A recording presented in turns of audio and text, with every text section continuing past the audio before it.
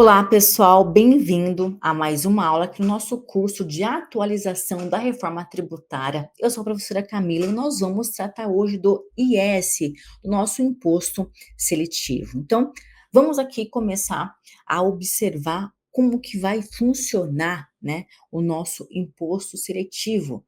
Veja que aqui eu coloquei a imagem de um mercado, né, várias pessoas consumindo vários itens, diversos itens. E aqui vem um ponto importante, né? O questionamento sobre o que é prejudicial ou não à saúde e ao meio ambiente. E tem coisas, claro, que são óbvias, claras, que são prejudiciais. Temos, claro que temos.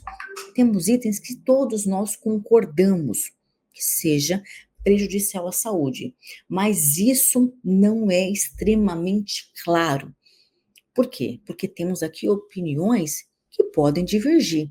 Então, o IS, ele vem aqui com o objetivo de reduzir, né, o consumo de itens considerados prejudiciais à saúde e ao meio ambiente.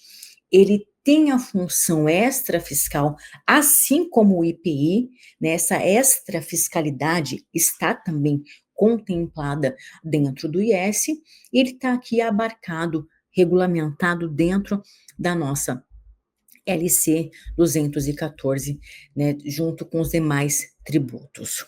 Então, o que a gente precisa aqui pontuar, né? Como que ele foi constituído, né? O que diz a lei complementar? Ele está lá dentro do artigo 153, aonde observando, né, que autoriza a União a instituir o IS, que é o sobre produtos e serviços, imposto seletivo sobre produtos e serviços, e define a aplicação aos contribuintes da sua forma de cálculo e os detalhes operacionais. Então, nós temos aqui, né, conforme a gente falou na próxima aula, que a gente foi aqui colocado que ele iria substituir o IPI, mas na verdade ele não substitui o IPI porque ele tem características diferentes, né? A implementação do imposto seletivo visa diminuir o consumo através do aumento da carga tributária. Então, se tem determinado item que foi considerado como prejudicial à saúde, eu busco desestimular o seu consumo aumentando a sua carga tributária, consequentemente aumentando o seu preço. Então, esses itens que têm impactos negativos sobre a saúde, como por exemplo, cigarros, bebidas alcoólicas, ou aqueles que causam danos ao meio ambiente. E aqui a gente coloca bebida, cigarro, isso causa malefícios à saúde. Isso é ponto comum a todos, mas nem com todos os itens a gente tem a mesma percepção, né? Ponto importante. Instrumento legislativo, emenda constitucional 132, dentro do seu artigo 153, aonde determina que compete à União instituir imposto sobre produção, extração, comercialização, importação de bens e serviços prejudiciais à saúde ou ao meio ambiente. Está pautado no 412 da LC 214. Quais são esses produtos? Aqui começa as nossas discussões. Aqui começa o que é e o que não é. Ponto importante do IS: não está sujeito a não cumulatividade e vai incidir uma única vez sobre o bem. É vedado qualquer tipo de aproveitamento de crédito do imposto com operações anteriores ou geração de crédito para operações posteriores. Teremos uma listagem taxativa, onde bens classificados no código, né, de NCM listados dentro ali do anexo da LC 214. Então, aqui nós temos uma lista do que nós teremos aqui, os itens considerados prejudiciais à saúde, né? Então, aqui a gente tem uma listagem onde tem a inclusão de serviços nocivos, né? Mas ainda carece de uma regulamentação mais específicas, conforme nós falamos lá no começo do nosso curso. Ainda precisamos de maiores detalhes em diversos pontos da nossa legislação. Um comparativo que eu quero trazer aqui para vocês, importante, para que a gente possa de fato entender que eles não são iguais, IPI e o IS. Então vamos lá. Fato gerador do IPI com relação ao nosso IS. Compete aqui com relação ao IPI, artigo 153. Ele será seletivo, será não cumulativo e não incidirá sobre produtos industrializados com destinos ao exterior. Vamos olhar aqui com relação ao IS. Ele não incidirá sobre as exportações, nem sobre as operações com energia elétrica e telecomunicações. Incidirá uma única vez sobre bem e serviço e não integrará a sua própria base de cálculo. Imposto seletivo, né? Ponto importante, previsto dentro ali do inciso 8º do caput deste artigo, não incidirá sobre as exportações nem sobre as operações com energia e telecomunicações.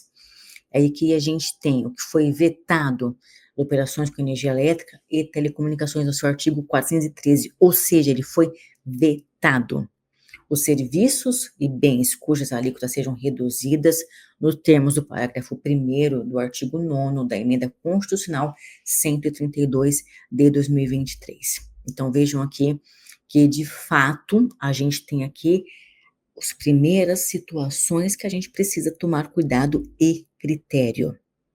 O IBS integrará a base de cálculo do ICMS, ISS, IBS e CBS. E aqui já tem a ofensa ao princípio da transparência e simplicidade. Por quê? Porque eu vou estar incluindo ele dentro da base de outros tributos. Aqui, exemplo, né? Uma vez que aqui está dentro da legislação, aqui artigo 153, parágrafo 6º, o imposto previsto dentro do inciso do caput deste artigo integra a base de cálculo dos tributos do artigo 155, 156, 156A, 195. Exemplo, produto, R$100. IS, 20%. Aqui exemplo, tá, pessoal, de alíquota. Qual que vai ser a base de R$120? O IS vai entrar na base de cálculo dos outros tributos, do ICMS, do ISS, do CBS e do IBS. Então, vejam que isso vai onerar, de fato, as nossas operações.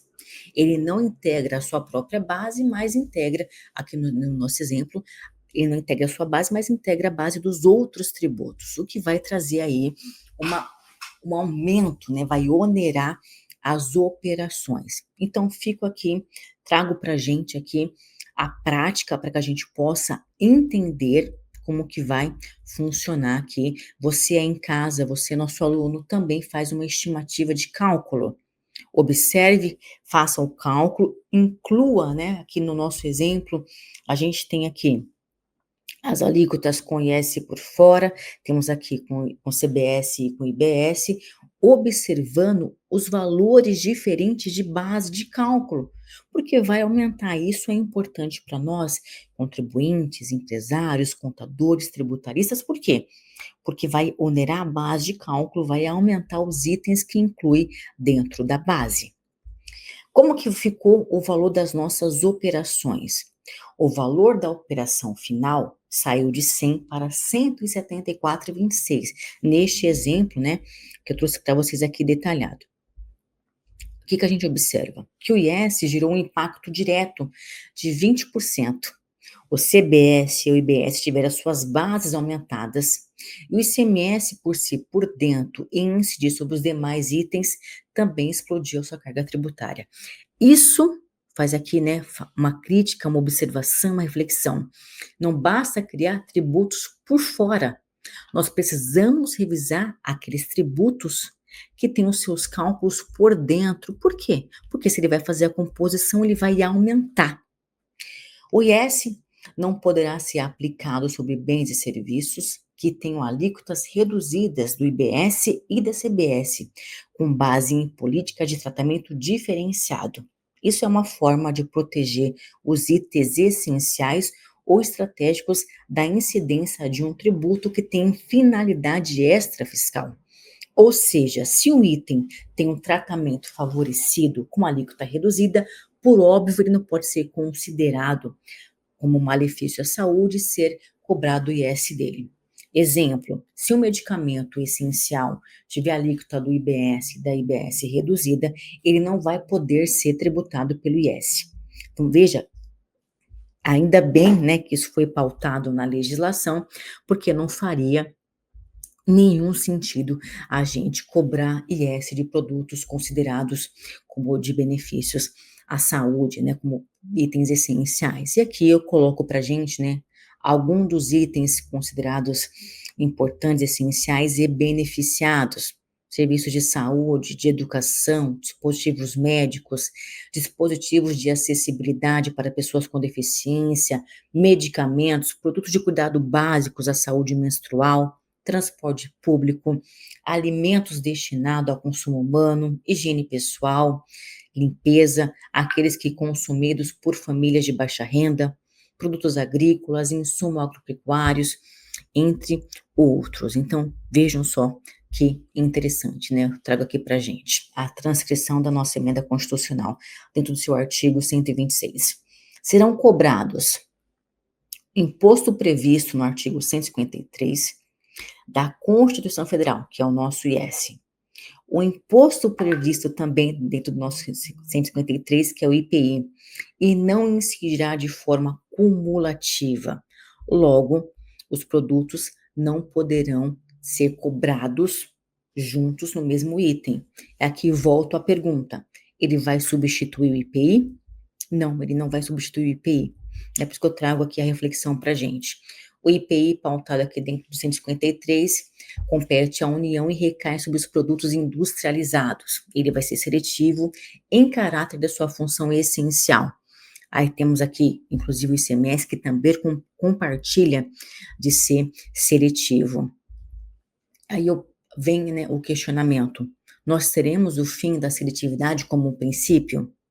Os objetivos do princípio no sistema atual é de mitigar de fato a regressividade do nosso sistema, é de desestimular produtos que são nocivos. E agora, com a nossa alíquota dentro do IVA dual, nós temos uma progressividade através de cashback, temos algumas reduções constitucionais e temos também aqui o desestímulo de consumos considerados nocivos através do nosso imposto seletivo. O imposto seletivo, ele busca substituir a seletividade do IPI com relação a desincentivar o produto que está ali considerado como prejudicial à saúde. Também é considerado extrafiscal, ou seja, ele não obedece à anterioridade e ele pode ser alterado por atos executivos, e a lei complementar vai definir essa lista de itens que são considerados como os nocivos à saúde.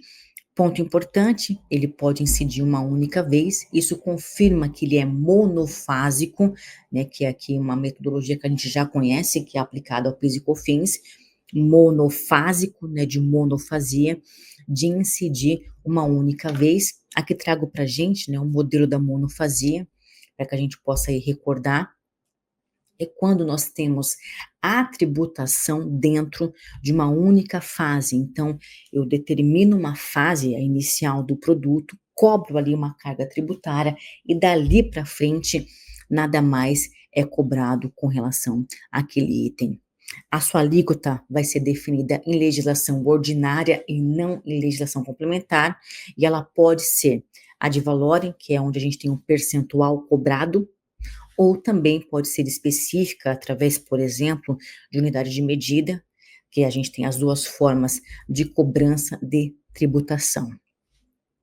Aí vem a pergunta, né? O IS, ele pune, mas quem vai fazer a recompensa? O IS, ele vai ser um instrumento de punição fiscal para desestimular o consumo, hábitos que são considerados prejudiciais, mas ele ainda não traz ali contrapartidas de forma clara. Aí vem a pergunta, né? Será que o nosso sistema ele vai avançar para incentivar boas práticas ou não? Porque se eu de um lado eu estou aqui tendo um instrumento de punição para itens ruins, eu vou ter ali um benefício, uma uma benesse para aquele comportamento que é bom para a sociedade e para o meio ambiente, fica aqui a nossa questionamento, né. E aqui o que que a gente precisa saber, né, uma rápida observação, ele não tem crédito, ele incide uma única vez, ele vai ser cobrado via lista taxativa, ele não vai incidir sobre energia elétrica e telecom, nem sobre itens que teve as suas alíquotas reduzidas, ele vai entrar na base de cálculo dos outros tributos, ele vai substituir o IPI apenas na sua essencialidade, e ele pode ser ali cobrado as suas alíquotas definidas por legislação ordinária. Vem a pergunta, que é ali o nosso quadro de reflexão, né. Vamos fazer agora, vamos observar qual que é a sua empresa, o produto que você produz, que você industrializa, que você comercializa. Você vai ter IS, você vai ter a cobrança desse tributo? Você está preparado para o aumento dessa carga tributária? Você já comunicou? Se sim, você já comunicou com as demais áreas, como por exemplo jurídico, TI, compras? Fica aqui a nossa reflexão. Eu quero convidar você para a nossa próxima aula. Espero que tenha ficado mais claro a cobrança do IS para você. Até a nossa próxima aula.